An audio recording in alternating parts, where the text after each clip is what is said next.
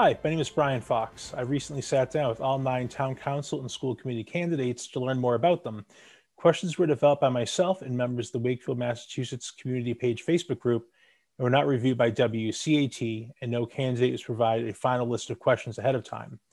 For preparation, I reviewed all 9 candidates' voting and town census records back to 2016, looked at posts on local Facebook groups, campaign pages, conducted online searches, and read the Wakefield Daily Item. These interviews were not done at the request of WCAT, and the views expressed are my own as an individual. Lastly, thank you to WCAT for helping me with this huge undertaking, and thank you to all the candidates who are running for a volunteer position in our town. So welcome, Greg. How are you doing tonight? Thank you. I'm doing well.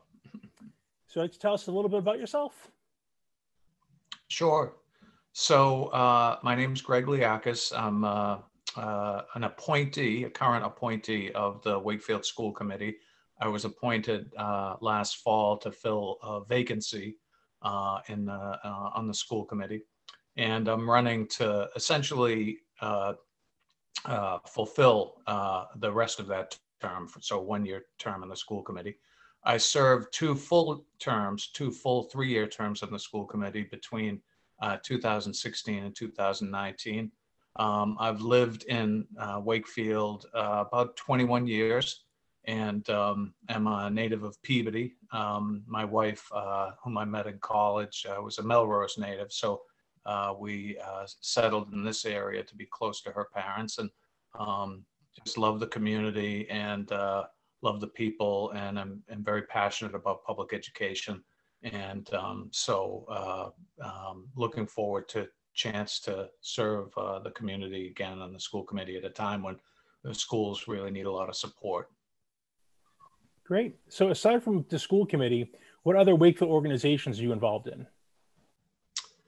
Right now, that's it. I have been involved on the Hartshorn House Board.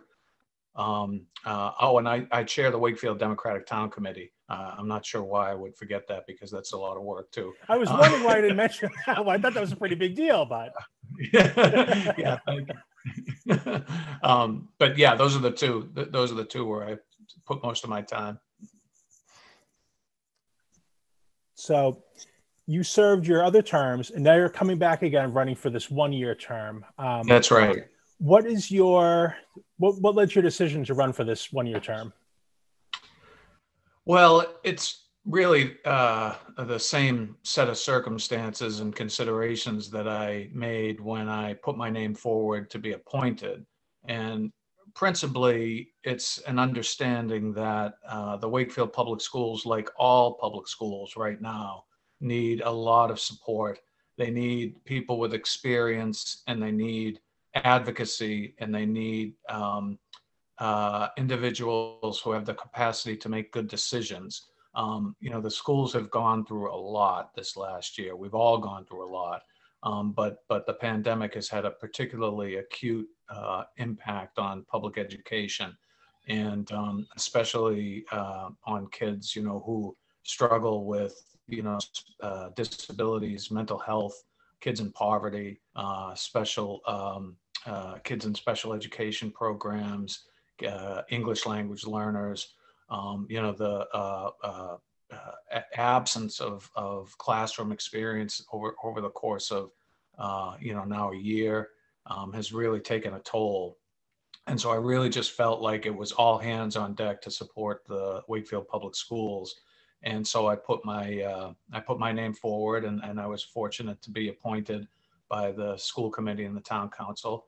And, I really love it. I get, tremendous satisfaction in knowing that I'm part of a team that is, supporting teachers and students, and moving the public schools in the right direction. And so when the opportunity came up to fulfill the rest of this term, I just decided to go for it.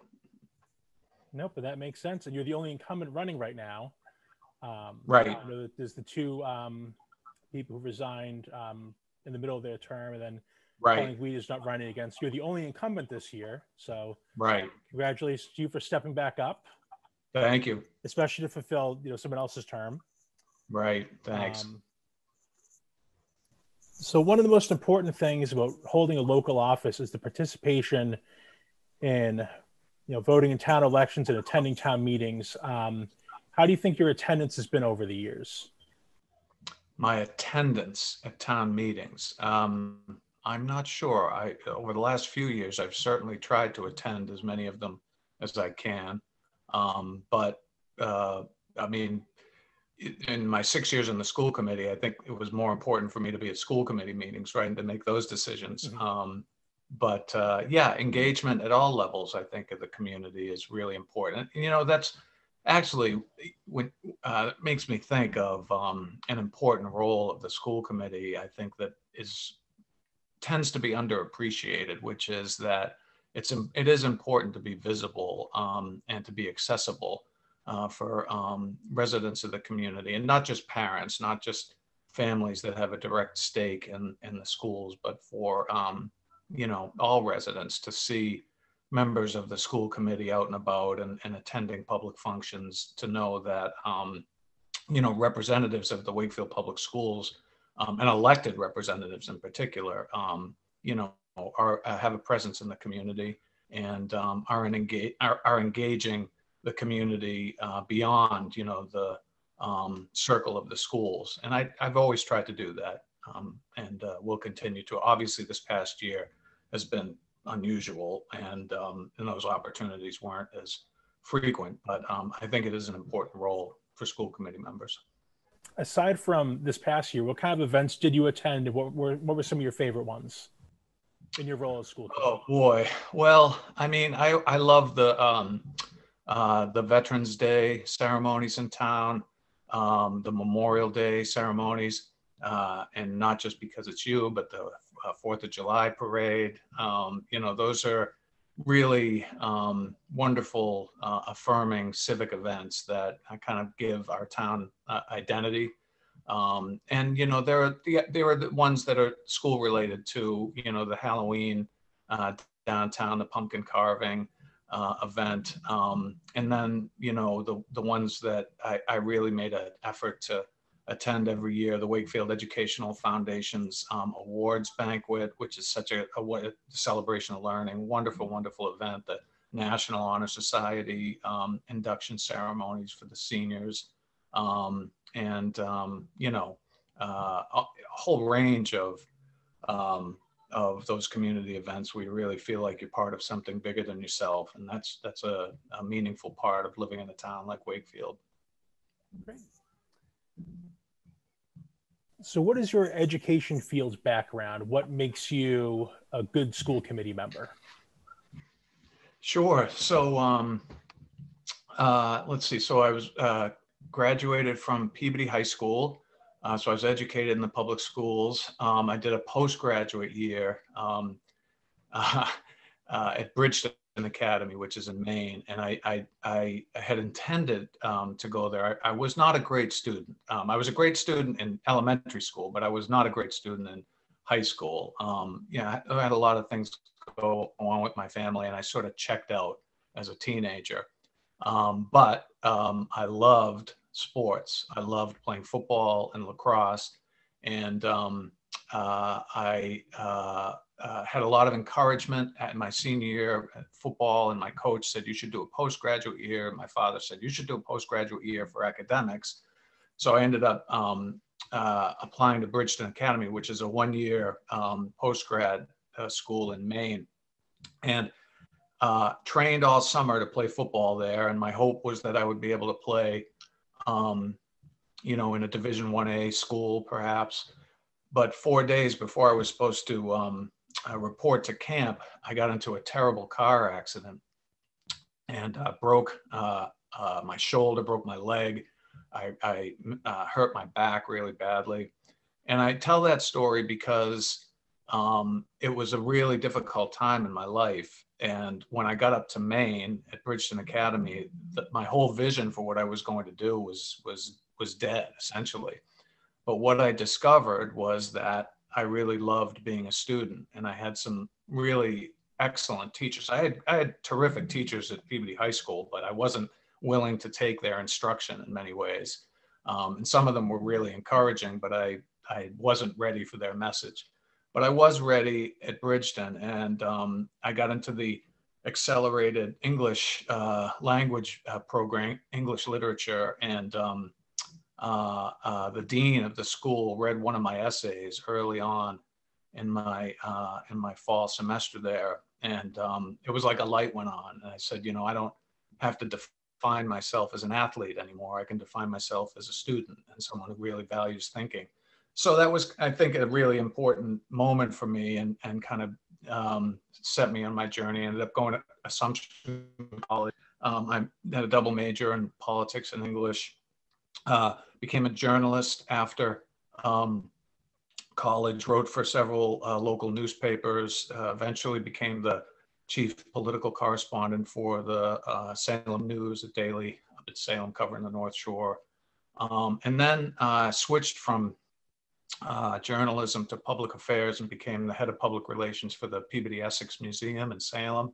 Really remarkable institution. I was there during their time of transformation when they were expanding and building out a whole new museum and educational facility.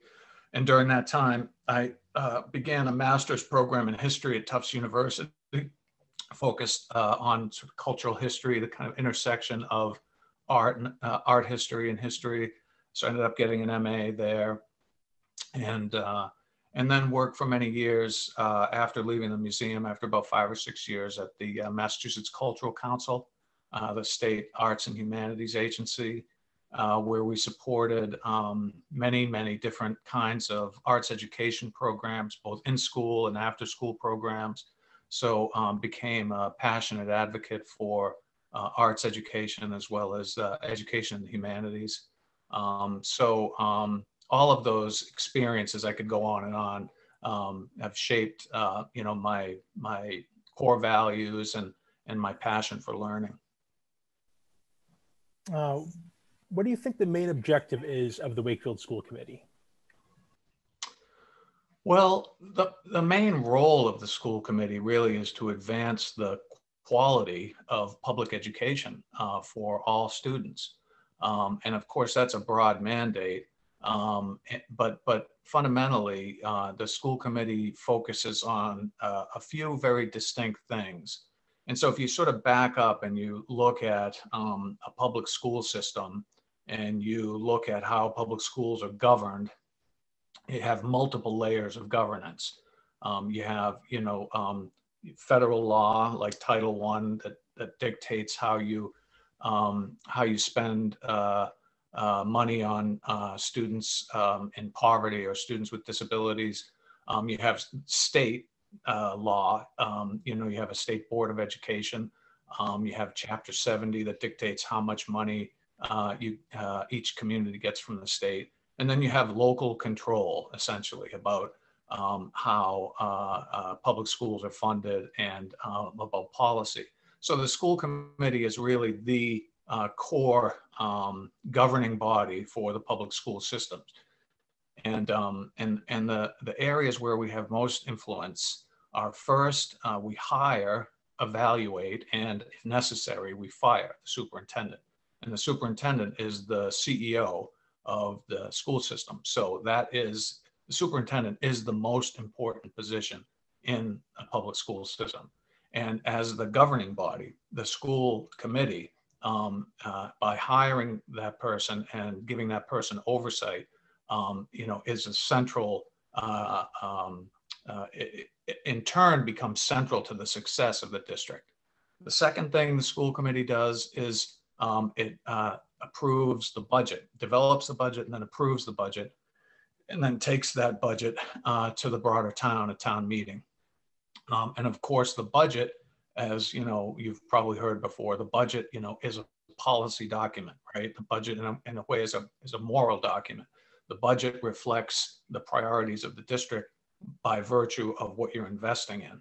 So those two things are really core to what the school committee does. And then the third thing is the school committee sets policy. It you know, governs everything from you know, the school year to the way you treat holidays, to how you develop and approve curriculum, how you negotiate terms with the various bargaining units, the unions, and a whole range of other smaller, more sort of kind of direct policies. So those are the main areas. But I think another less formal, but just as important role of the school committee is, I think, related to what you and I were talking about earlier, which is to be a visible and vocal advocate for students and teachers in the community. No, that's good. Leading into a question about the budget, this year's school budget is predicted to increase by 4.88%. That's right. I know there was some questions during the latest school committee meeting about if there need to be changes based on, you're talking about hiring counselors, more staff. There might be some kids who are left behind. The chance that could increase, or even the current year might have to increase to fill the gaps when the kids come back. But in the past, the school committee was criticized for spending over kind of an agreed upon amount. So a lot of people were concerned about that spending. We're very vocal about it. So how can the school committee improve the district while also keeping those taxpayers in mind who may not see that value? Sure. So the first thing I think to note is that the quality of public education in the community is directly related to that community's economic health and well-being. So investing in schools, investing in quality teaching, in school and quality school buildings, and a quality experience for students is not just beneficial for those students and those teachers, but it's beneficial for the community at large. So if you take it, for example, one of the reasons that I got involved originally in public life here in Wakefield was I started to follow the debate over whether to build a new Galvin Middle School, and I had been in the school, and I was just struck by how decrepit and dilapidated the building was, and I honestly couldn't believe that there were these vocal voices that were arguing that we didn't need to build a new middle school. But in retrospect, it belies belief that anyone would have argued that investment was good, not just for the students, but for the community at large. Look what it's done. It's attracted new residents. It's attracted new families to Wakefield. And those new families pay taxes. And those taxes contribute to the quality of life in the community. So I think, the idea that taxpayers and students are sort of on the opposite ends of a debate, I think it misses a bigger point. But specifically to your question, I think one thing that critics of the school committee at the time missed was that those budgets that were rising in excess of 4% per year were actually restoration budgets. They were restoring spending that had been cut during the Great Recession and the related fallout of revenue. Schools are being asked to do a lot. Schools are being asked to improve every year. Teachers are being asked to take on new responsibilities and to meet higher standards in the curriculum and their pedagogy. And to do that, you have to pay them. You have to invest in our educators, and you have to invest in our facilities and our resources. So, of course, as a school committee, you have to be conscious of the limitations. I mean, you can't fund everything. But I think those years, even those years that were where the investments exceeded a sort of 4% number, I think were well worth it. And I'll give you one specific example. When I was on the school committee, we established tuition-free full-day kindergarten for the first time, and that was a significant one-year investment And we did ask taxpayers for a boost that year. But again, in the same argument, that is an investment that's going to pay over time, not only for attracting new families, but for having students that get an earlier start and having a rich education. And as a result, are more capable of graduating with very, very good skills, and then contributing back to society and to the economy. Since you mentioned the state of the Galvin, I grew up in Wakefield. I attended the Montrose, which is now a cul-de-sac. I attended the Franklin, right. which is now condos. I attended the Galvin, which is eventually knocked down. And I graduated from Bishop Fenwick, so I didn't go to Wakefield High. But of those schools I attended in town, the high school is still standing. Right. And I know that's one of the big projects coming up. So what are your thoughts Yes. about building a new high school or just repairing it, considering the state that it's currently in? Yeah, I think it would be very hard to repair the current structure and provide the kind of education that our kids need and the next generation of students is going to need. I don't want to totally prejudge, because there will be a process where we'll get designs and we'll get options, but I know from experience and looking at other communities that given the way the state building authority, the Massachusetts School Building Authority funds projects, they want to see a fiscally responsible and educationally sound plan. And sometimes those two things, it's hard to evaluate, what's going to be a complex set of considerations. But in the early designs that I saw, one which would have, be building a new high school across Farm Street, and then creating, ball fields and parking on the current footprint. That seemed to me initially as the one that would probably get the most support from the state, because I think then you're creating an entirely new facility that's meeting, 21st century educational needs. But again, this is just my thought at this stage of the game. And there's going to be lots more, debate, and we'll see new designs eventually. And then we'll have to take, some direction, and we're going to have to work with the Mass School Building Authority to look at the different options. But there's no question in my mind that we're going to have to build a new facility, whether entirely new or substantially new. That's clear. Okay, and lastly, so this is an interesting week for the school committee. As you know, there's been a lot of speculation online. This week, school committee voted 5-2 to retire the current high school logo, the front-facing Native American head. So what led to your decision to vote for that? Well, I've always been uncomfortable with the logo. And during my time on the school committee, I knew that it was a problem. I had seen calls by Native American groups, indigenous people, to end the use of Native American imagery and logos and mascots.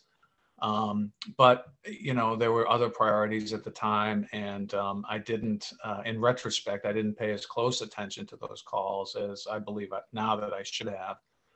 And when I was reappointed to the school committee, the first meeting I had was a presentation from the Youth Council, where they, brought the issue front and center. And I went back and did the research and looked at a lot of the statements from, significant coalitions and representatives of Native American groups. And I did research on the harmful effects of racial stereotypes. And it became clear to me very early on after that presentation from the Youth Council that we needed to take this very seriously. And so along with a couple of my colleagues, we urged the chair to put it back on the agenda.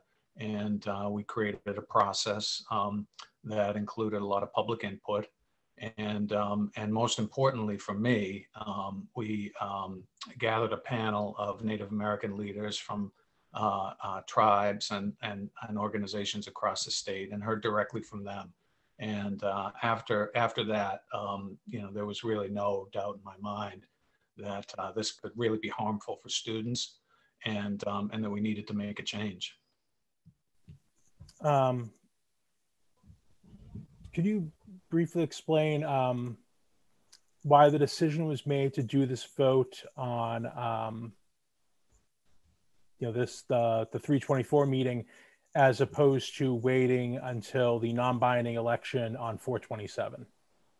So I guess the first part of my answer to that would be that this is a school logo, and as a result, it's a school committee issue. For the very reasons I was talking about, the role of the school committee and school policy.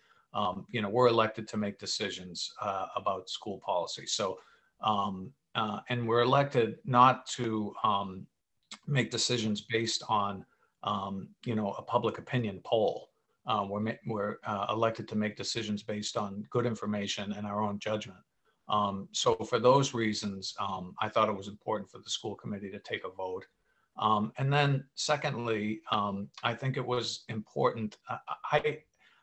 I actually don't think questions around civil rights, questions that deal with race and racial justice, I don't think those are the kinds of questions that are best answered in a plebiscite.